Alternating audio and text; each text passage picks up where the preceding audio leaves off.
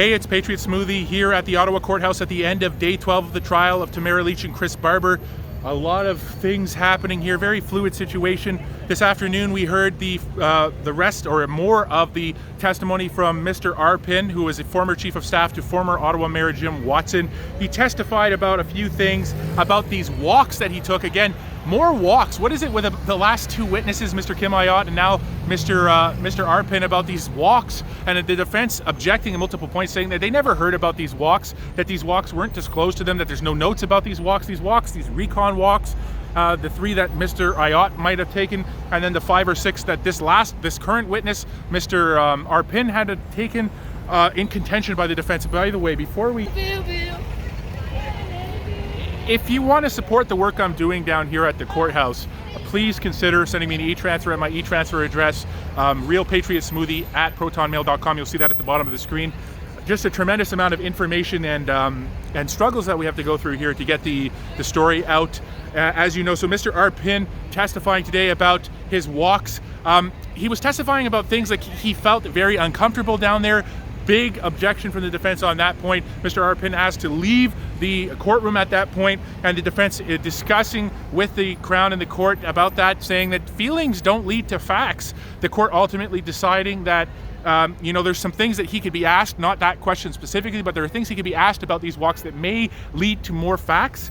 But the bulk of his testimony surrounded the crafting of this February 12th letter or February 13th letter, the letter from the office of Jim Watson, the mayor, to the convoy, to Tamara Lich, where they believe they were addressing the broad center of the convoy, the people with moderate beliefs, the one who were there to end the mandates, and they were not interested, the mayor was not interested in addressing anybody with any other issues, and in fact was using a Mr. Steve French, who was formerly with the Premier's Office of Ontario, to liaise between the mayor's office themselves and the Freedom Convoy. And they believed, after several back and forths with this individual, Mr. French, that they had reached an agreement on some of the premises that they were going to that the mayor had, that they weren't wasting their time in trying to do this and try to broker this deal with the moderate, broad center of the Freedom Convoy there to demonstrate to end the mandates. And they felt that this deal could actually do something productive.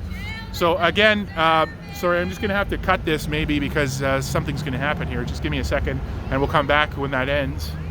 Sorry again, the mental health situation here in Ottawa, just completely very sad, total failure from all levels of government dealing with this issue. But that's just the everyday down here. And that's just part and parcel of living in Ottawa or any city or any town anywhere in the world at this point. That's where we're at, folks. It's very sad. But all that notwithstanding, I'm going to continue now. So we're talking about Mr. Arpin and how he brokered this deal with Mr. French, using him, and eventually he's the one who drafted the letter from Jim Watson, and then he said an administrator in the office stamped it, and they sent this letter to Tamara Lich, where they would negotiate moving these trucks onto Wellington. Very interesting. He was asked by the defense about that letter and his thinking, and he said, in contrary to previous testimony that we've heard from other people, that he was told by city officials, including Kim Ayotte, that there was enough room on Wellington for the majority of the vehicles to go there, and that's very interesting to note that. Also hearing also again that discussion between himself and Mr. French and the convoy, and the reply letter they got from Tamara Lich, which they believed all this was in good faith and not wasting their time. That's why they went through so many steps with Mr. French, so that they didn't feel like they were wasting their time in even sending this letter. And that they felt that the first day, they said that if they could move 24 trucks in a morning, it would be a productive day. And in the first day, we know that they moved 40 heavy trucks and 102 vehicles in all. Approximately 25% of the vehicles that were in the residential areas out of there and onto Wellington. And their position was that, okay, it could go onto Wellington and out of the city, but as long as it's alleviating those concerns from residents and the complaints that residents are giving them. So really tremendous there that we heard that, and not a whole lot else going on this afternoon. If you want the details, again, just check out my threads on X, more accurate play-by-play.